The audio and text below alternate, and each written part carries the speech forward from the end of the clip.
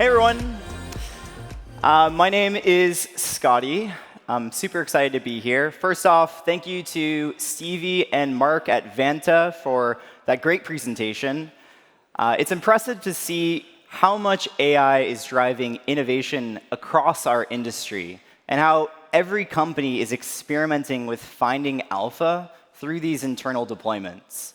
I think one theme that's already been very clear from this morning's session is that their momentum building and deploying AI to accelerate business growth has never been stronger. With vibe coding platforms, low-code orchestration inside of Clay, and connected hubs like ChatGPT, it's also never been easier for one person to have an outsized impact on a business. We are truly in a golden era of building, and everyone in this room gets to shape what happens next. I'm joining from the go-to-market innovation team at OpenAI. Our job is simple: try to use our technology to find go-to-market alpha. Despite what you may expect, being a core provider and builder of this technology has not made us an expert in deploying this technology for go-to-market use cases. We've been on the same journey that everyone in this room and all of our customers have been on too, to find how you deploy this technology effectively to drive real impact. Today, we're going to try to share some of the lessons that we've learned in the hope that it can accelerate everyone's journey in this room. So let's get started. First, I'm going to talk about how bottoms-up and tops-down programs create a use case flywheel for your business. Next, we're going to cover how to choose the right problems to accelerate. I'm going to highlight why it's so critical to find business sponsorship for AI transformation. Conor, who's the lead of our mid-market and enterprise sales teams, is going to join us on stage to talk about how he has transformed his organization with this AI-native strategy and tooling. He's also going to walk through 2 real case studies that we have in production internally for sales and support. And finally, I'm going to end today's session on some enterprise agent build recommendations and lessons. So when I joined OpenAI 18 months ago, our go-to-market team was under 100 people, and ChatGPT Enterprise had just launched. We didn't have a formal AI strategy at that point, and most people joining our company were honestly a bit surprised at how traditional our go-to-market org felt. There was the same pain filling out Salesforce, the same pain prepping for calls, all under the very intense pressure of growth and expectations. But what we lacked in strategy and specialized AI tooling, we made up for in motivation. People wanted to build. Everyone who joined came with this expectation of working at a company of the future, so we started trying to make that a reality. Teams started in the place that they knew best, and for us, that was ChatGPT. Teams were spinning up custom GPTs for customer research, knowledge-grounded answers, and account planning. 18 months ago, if everyone remembers, those interactions felt like magic. You put in a prompt, you got what looked like a great answer, and you ran with it. And it really exploded that building culture internally. And at one point, we had 3 GPTs for every member of our go-to-market team, which if you step back, that's like hundreds of GPTs. Very exciting enthusiasm, but also not scalable growth. In parallel, our RevOps team was deploying Clay to focus on those more operationalized workflows around account research and also lead enrichment. The results that we saw were all these sparks, and I bet a lot of people in this room resonate with it, where you sort of unlock this technology and people sort of get it. They get this intuitive sense, and they try to start building. And there was real momentum building. For us, that early momentum crystallized our belief, same belief you just heard from Stevie and Mark too, that building is really, bottoms-up building is really what sparks AI transformation. When we were giving SMEs great tools, some clear guardrails, and a little bit of protected time, they were building incredible things. This bottoms-up arm is still the fuel of our AI transformation today. But we also saw 2 challenges emerging. We saw that first, a lot of these operator-level workflows, these kind of bottoms-up workflows, were kind of like 80%. They were great for one team, but they probably didn't scale to the entire company. And the second is that a lot of this workflow building was trying to optimize existing processes. So you're like, hey, in Salesforce, I did these 10 things before. Now this workflow is going to do those 10 things in that same sequence. That's great. That'll lead to some process improvement. But you're not taking those 10x bets that really think about redesigning workflows and redesigning systems in an AI-native moment. If you were to build from scratch today, what would it look like?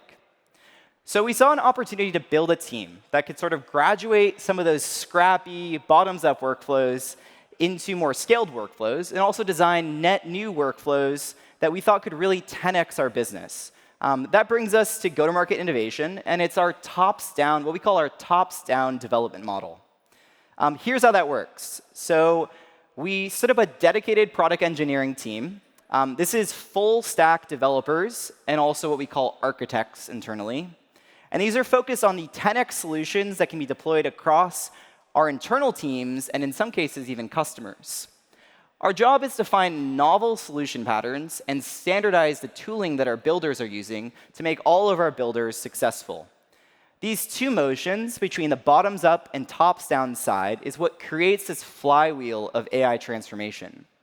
Now, not every company has the scale to embed innovation everywhere.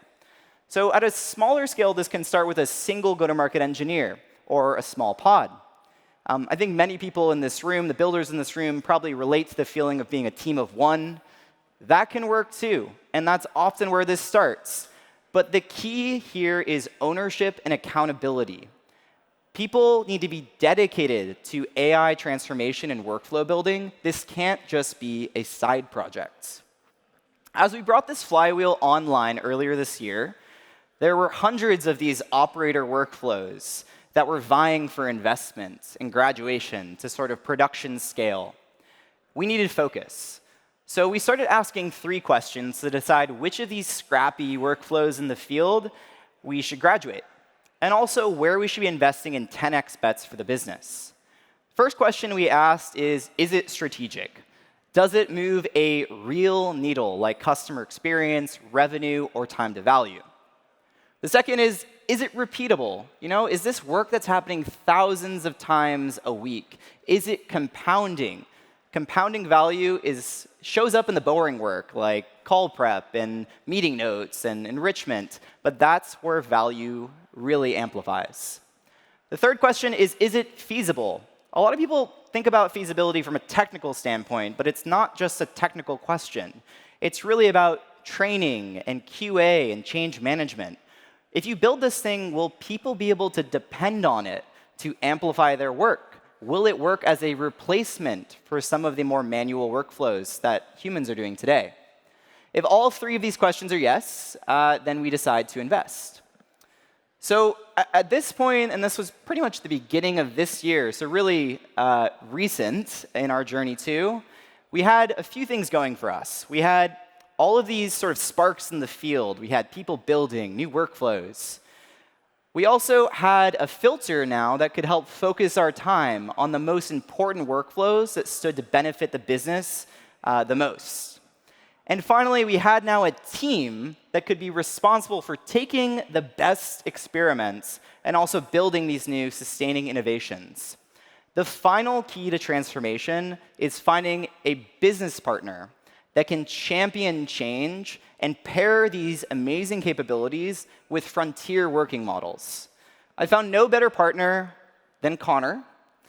Conor took the messy and amazingly wonderful reality of field innovation and deployed a scaled plan for AI transformation.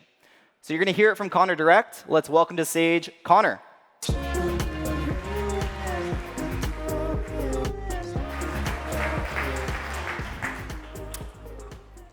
Thanks, Scotty. And thank you for designing this spooky witness protection-y silhouette. I think I'm going to start using this before I enter any Zoom meeting for a dramatic effect. Hi, my name is Conor, and I lead our mid-market and enterprise sales team. And at OpenAI, we believe that selling should feel a lot like working in the future. And so over the last 18 months, we set out to do the impossible, to teach sales leaders how to build their own Salesforce reports. Maybe not. We might have to wait for AGI for that one. In seriousness, what we have been doing is experimenting with and deploying AI workflows throughout our go-to-market team. And with that, I want to share with you a little bit about our process for evolving into AI native go-to-market. Our objective is simple to say, hard to do. Decouple revenue growth from headcount growth. It's not easy. And it demands 10x investments in the efficiency and productivity of our teams. So that's where we started, talking with our team. And so to begin, we met with the reps to understand where they were already seeing success with the scrappy AI workflows that they were already deploying in the field. We used those conversations and the frameworks that Scotty shared earlier to develop our initial AI native strategy. And this is one that we had to shape and, in a way, ground in day-to-day realities. So we got to work. We set strong expectations with everyone on the team that they needed to be building and experimenting. And before long, reps were coming to us with ideas for workflows to build in Clay. And then they were also being much more thoughtful in the GPTs that they designed as we started to map them to each stage of the customer journey. We started weekly build hours to socialize our wins and spread our best work. From there, we documented a living library of workflows that were part of our AI native selling strategy. Once we had a solid hypothesis on value, we partnered with Scotty and the go-to-market innovation team to scale the most impactful workflows across the team and broader go-to-market. We measured adoption, quality, and outcomes. We sunset the scrappy workflows that didn't deliver, and we doubled down on what did. And today, we're making good on the objective. Reps are spending a lot less time hunting down context and a lot more time having conversations that matter. As importantly, the managers on my team I'm seeing are coaching to systems, not just individuals. And that's because these tools capture and spread what great looks like. We're moving from one-to-one productivity gains to system-level leverage. And this is actually what set the stage for us for Go-to-Market Assistant, which we're going to show you in a moment. So you can probably guess that the life of a sales professional at OpenAI is intense. Every day it feels like there are new models, new features, new customers. Naturally, every rep needs to have the right answer within the right context at the right time. And so because of that, many of our earliest GPTs focused on the velocity motion, scaling the daily sales responsibilities such as customer research and meeting preparation. And so what we did there is then operationalize those workflows such so that we could scale them across go-to-market. So let's take a look. So we're starting in the Go-to-Market Assistant channel. This is the one-to-one space where our best rep, Scotty, is already working. And he's received his daily briefing from the Go-to-Market Assistant. You can see it here, outlines all the meetings that he has for that week. And the Go-to-Market Assistant is detailing important information, OpenAI data. There's enrichment from Clay about users and PQLs. There's a hypothesis around what the demo should actually look like. Scotty likes the idea. He's asked for a demo. He's going to focus on coding and deep research. The assistant obliges. So now it's coming up with that demo. It's all baked in with the best practices, not unlike what we'd ask our own sales engineers or solution architects to put together. And the demo's outlined for him here, right in the same place. It even provides him a prompt to use in the demo itself, which Scotty's going to take him up on. So Scotty's now using that. He's going to take that prompt. Once he's had the meeting, he's performed the demo, Go-to-Market Assistant will provide him with a recap. He can open up that recap and see all of the information that is relevant and important following that meeting. Includes key takeaways, shows questions that the customer asks, and even includes a recommendation. The Go-to-Market Assistant went ahead and proactively responded to the customer.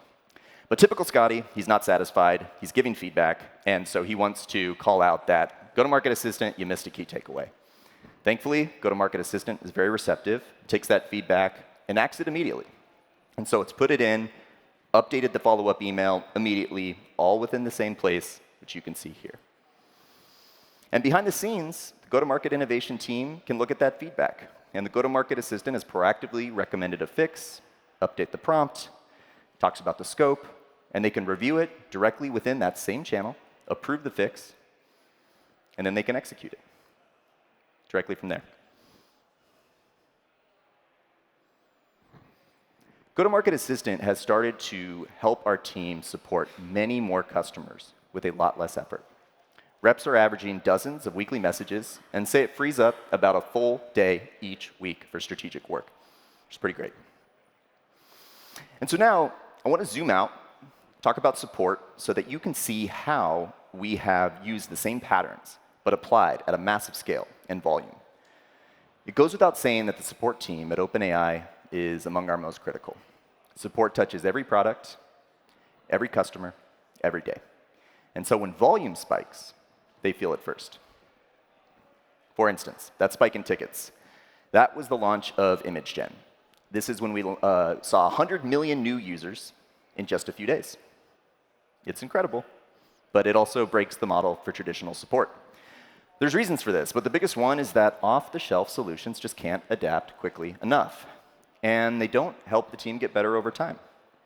So we built our own system, where AI agents handle all first-line inquiries from tens of thousands of support tickets. It's a perfect example of the strategic tops-down build that Scotty mentioned, born out of an urgent business challenge. So we'll take a quick look at it. This is our support site. Customers can go for help on our help center, common enough entry point for customers these days. And on the back end, when a customer sends an inquiry, the agent will classify intent, it will check policy constraints, and then it can either resolve self-serve right there, or it can escalate to a human with full reasoning trace and conversation state. And so what this is an end-to-end AI agent. It's built on ChatKit and our agent SDK with a self-learning knowledge system that captures reviewed resolutions and labeled outcomes to enrich retrieval and refine our playbooks.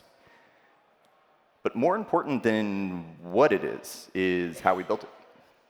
And so similar to our build strategy for the go-to-market assistant, we started with subject matter experts on support, paired them with engineering, and they sat side by side to design and improve the agentic model. They reviewed thousands of real tickets, and they compared them to the responses from our best reps. This way, they could go ahead, retrain the model, and make sure that it delivered the best possible response in every scenario. And what's really cool here is that support reps now aren't just reviewing the tickets or responding to them. They are learning from them. And it works. Up to 70% ticket deflection, 29% solution rate, and 78% positive human evaluation. It's the result of experts and AI building a dynamic system together.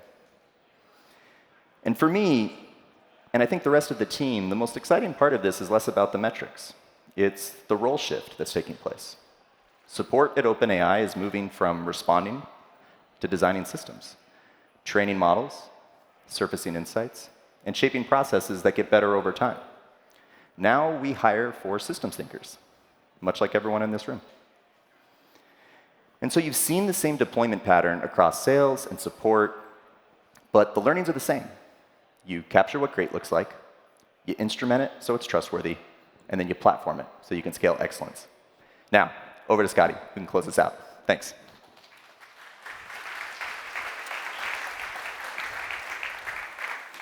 OK. Hey, everyone again. Thank you, Conor. Stepping back, at their core, both go-to-market assistant and the support agent share the same enterprise architecture pattern. They have an interaction model. They have instructions and guardrails. They have tools. They have knowledge. And most importantly, they have evals that are always on, ensuring quality and performance. Where they diverge is how we actually tune those pieces to fit the job. Support runs with much higher autonomy, and it has strict guardrails on citations and escalation rules, and even hallucination tolerance. Go-to-market assistant is human in the loop by design, so it can be more exploratory and creative before anything is actually actioned. Developer considerations here across risk tolerance, knowledge maintenance, latency, and costs will drive the implementation for your solution pattern. The takeaway here is that the use case drives the configuration. There's not a single configuration that will scale to every use case, but if you sit with the business and you understand the success metrics, you'll land in the right spot. That's how you can scale these agents responsibly. So pulling back, we wanted to leave everyone with a few of the key build takeaways for accelerating your AI transformation. The first one is that you got to find a way to fuel both bottoms-up and tops-down building. To give your step one is to give your team tools to experiment, like ChatGPT and Clay, and build the right program structure, and that involves dedicated resourcing to actually own some of the scrappy workflow graduation and also deploy these more 10x bets. The second is to be ruthless in your prioritization, focusing on strategic, repeatable, and feasible use cases. Your most valuable asset here is time. The third is that model of an engineer and an SME is really where the magic happens. You should be treating each of your products or each of your departments like a small product group that needs constant engineering-led optimization. You should be hiring for full-stack developers, architects, engineers that can scale greatness across your orgs. The fourth one is invest in some of these common solution patterns that'll really help your company scale. Every company needs to build or buy an agent orchestration platform. And you should also think about some of the key pieces of backend infra that will really make these scale. Things like knowledge, observability, evals, and guardrails. We like to say that AI transformation isn't just a roadmap, it's a cadence. So I challenge everyone in this room to start with a 4-week sprint. Week number 1, pick a problem. The most painful problem, the one that happens all the time. Name the user, name the metric, and name the finish line. Week 2 is pair a builder with an operator. If you don't have a dedicated resource yet, find an engineer. Get that pairing and ship the smallest unit of a workflow in that first or that second week. Week 3, think about measuring usage, refine the scope. And week 4, evaluate success and figure out your next milestone. What you've seen today is that transformation starts with sparks. Each spark can build into a movement. And over time, that movement can become your operating system. This is the golden age of building. The 2 use cases that you saw today were deployed in weeks and small months, not years. So I'm so excited to see what this room will build next. And thank you all for your time. But trying to maintain this heavy on my brain, so I had to get back.